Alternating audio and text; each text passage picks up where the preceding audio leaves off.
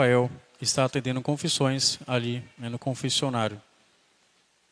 Caríssimos irmãos, hoje a Sagrada Escritura diz para nós uma passagem um tanto curiosa a respeito de um demônio mudo. E a Escritura afirma no dia de hoje que Jesus expulsava um demônio que era mudo.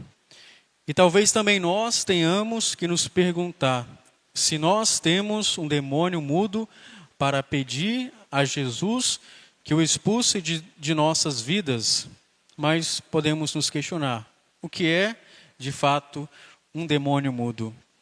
É aquele que não fala, que não deixa falar na verdade. Há pessoas que vão se confessar e não falam o pecado que mais interessa porque tem vergonha. É como ir ao médico e não falar onde está doendo para que se examine e se aplique o remédio. Pessoas que se calam os próprios pecados por vergonha ou por medo. Não ficam curadas porque não foi aplicada a medicina sobre as suas feridas. Não podemos ficar calados diante dos males que atrapalham a nossa saúde. A lógica do demônio para nos tentar, ele é o pai da mentira, ele é astuto, ele vem, é claro, para nos tentar também. E em um primeiro momento, o demônio apresenta a possibilidade do pecado como uma realização da nossa felicidade. Nós estaremos plenamente felizes com aquela proposta, ou seja, o demônio oferece para nós aquilo que mais nos atrai, aquilo que nós temos uma maior tendência, e assim ele oferece aquilo para nós, muitas das vezes, oferecendo também a nós o pensamento de que nós iremos confessar depois, ou seja, que Deus é misericordioso, que Ele há de nos perdoar. E assim, se nós vamos assentir ao pecado, sobretudo o pecado mortal, nós vamos experimentar por um pequeno instante da nossa vida a felicidade que nos era prometida.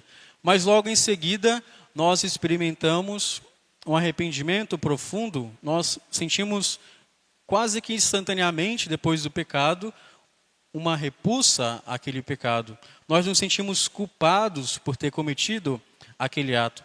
E logo em seguida, o mesmo demônio vem para nos oferecer outro tipo de pensamento. Se antes de cometer um pecado, ele tinha nos proposto a misericórdia divina, ele virá agora nos apresentando a justiça de Deus, que é inefável, de um Deus todo-poderoso, de um Deus castigador que está à nossa espreita para nos castigar. Assim, na verdade, é que o demônio, ele age em nossa vida. E por conta dessa má influência do demônio em nossa vida, muitas das vezes nós ficamos com vergonha de confessar os nossos pecados, por um medo de se apresentar diante do sacerdote que está ali como a pessoa de Jesus que espera as nossas palavras para serem ditas ali diante de nós e alcançarmos dessa forma o perdão dos nossos pecados. Tem pessoas que depois de ter cometido um pecado ou algum crime, ela pode passar anos da sua vida com aquela tormenta dentro da sua consciência, e a nossa consciência cada vez mais vai dizendo que nós temos dentro de nós algo que nos incomoda, e o demônio vai ficar, portanto, dessa forma agindo para nós, dando a nós a vergonha, o medo de confessar os nossos pecados, mas sobretudo o demônio, esse demônio que o Evangelho de hoje nos sugere diante da nossa reflexão, é justamente aquele demônio que oferece para nós tanto o medo como a vergonha, mas também cria em nós a não necessidade da confissão, ou seja, se torna para nós indiferente confessar os nossos pecados ou não, e ele vai continuamente nos impedindo de chegar até o acesso para sanar a nossa consciência. Devemos prestar atenção nessas verdades que nós devemos ter sempre consciente em nós. Para a nossa vida espiritual, se nós queremos avançar em nossa caminhada de santidade, em primeiro lugar, é preciso confessar todos os pecados mortais. Inclusive dizendo, na medida do possível, quantas vezes os cometeu. Não dizendo a história completa ao sacerdote, mas o pecado, o gênero de pecado, o tipo de pecado e a quantidade que nós cometemos aquele pecado. Certamente uma coisa é matar uma vez, outra, diferente desta, é matar 2 vezes. A segunda verdade sobre a confissão é que nós não podemos, de modo consciente, ocultar um pecado mortal, pois neste caso, toda a nossa confissão, se nós dissermos outros pecados mortais também e veniais, a nossa confissão será inválida e nós não iremos receber o perdão nem do que aquilo que nós confessamos, nem daquilo que nós também ocultamos ao sacerdote. A terceira verdade que há de dizer para vocês é que se a gente não falar um pecado mortal, porque nós nos esquecemos, aí sim, é claro, não haverá problema. Pois Deus que conhece o nosso coração, Ele irá nos perdoar completamente. É claro, se nós nos recordarmos depois, nós poderemos sim relatar este pecado ao sacerdote. Nós devemos, na próxima confissão, dizer este pecado diante do nosso confessor. Porque se nós tivéssemos a oportunidade de confessar aquela primeira confissão, nós assim teríamos realizado. Então é importante, para a gente fazer uma boa confissão, sobretudo neste tempo da quaresma, é fazendo um bom exame de consciência. Não ficar, é claro, com a mente escrupulosa, mas nós devemos sempre purificar a nossa consciência.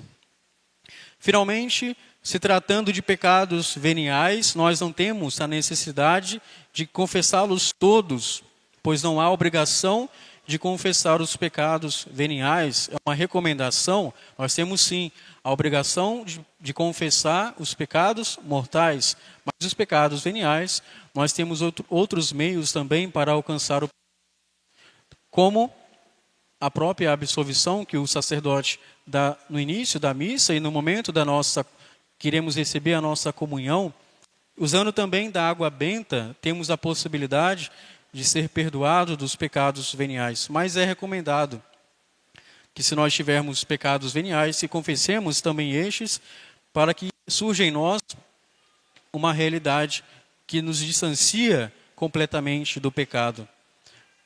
Nós poderíamos escolher 3 ou 2 pecados veniais entre os vários que nós cometemos diariamente, que nós sabemos que nós repetimos mais, e sim, nós podemos dizê-lo no sacramento da confissão. Ditos somente estes poucos, ainda que conscientemente, tudo vai ficar perdoado. Também aqueles que não foram ditos ficam igualmente perdoados e absolvidos.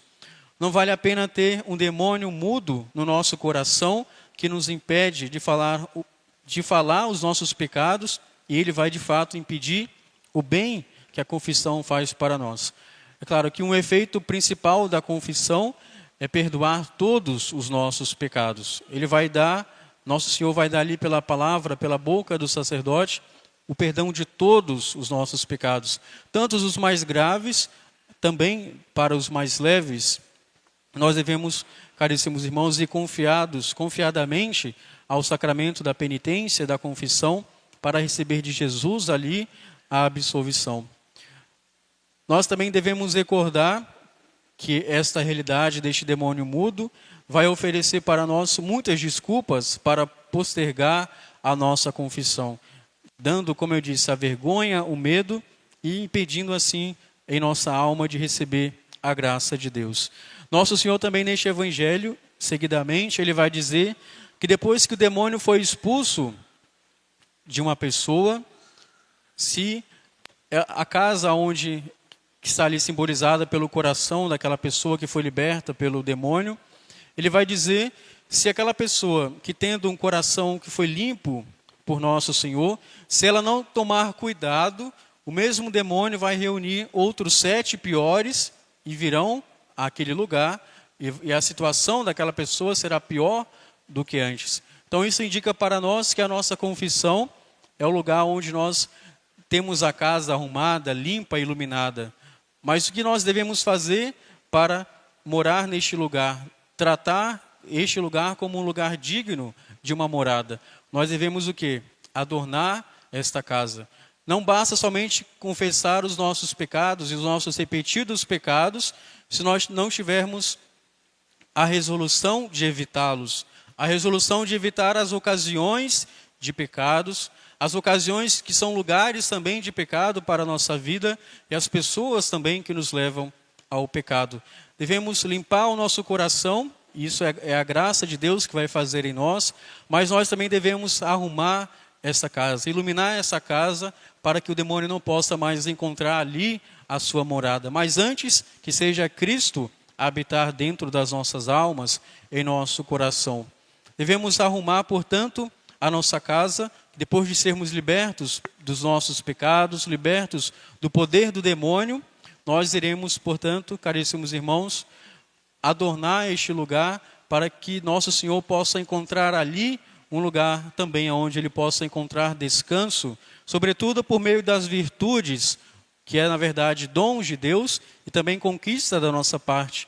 Os dons que Deus vai nos concedendo, as suas graças, nós devemos decorar as paredes do nosso coração e impedir de todas as formas que o demônio possa de novo vir a este lugar. Pelo nosso batismo, nós somos libertos do pecado. Dentro do nosso coração está a marca de Cristo em nossas almas, que o demônio de forma alguma pode apagar de nosso coração. Devemos, portanto, com a prática de oferecer sempre a nosso Senhor propósitos sinceros e verdadeiros, propósitos que nós temos a capacidade de colocá-los em prática para evitar que assim o demônio se instale em nossa alma. Que nós possamos estar livres sobretudo deste tipo de demônio, o que está ao nosso redor e que impede que nós possamos receber de Deus o perdão de todos os nossos pecados. Este é o primeiro passo, levantar quando nós não temos a vontade de ir até um padre para poder confessar. Não postergar nunca a nossa confissão, mas antes se dirigir a um sacerdote e ali pedir a misericórdia de Deus. E temos a certeza, se que nós nos propomos a estar ajoelhados diante de um sacerdote, nosso Senhor e também irá consolar as nossas almas, irá também purificá-la de todo e qualquer tipo de pecado. Então, possamos pedir a Nossa Senhora que ela nos ensine sempre a reconhecer-nos como pecadores, a guardar a palavra de Deus e ver aquilo que ainda em nós não está de acordo com a vontade do seu Filho. Que pela nossa devoção à Santíssima Virgem Maria seja uma oportunidade sempre de conversão. Que ela possa não deixar que nós morremos em pecado mortal. Que a Santa Maria, Nossa Senhora, Virgem Santíssima, possa sempre nos proteger e nos libertar de todo o pecado. Louvado seja nosso Senhor Jesus Cristo.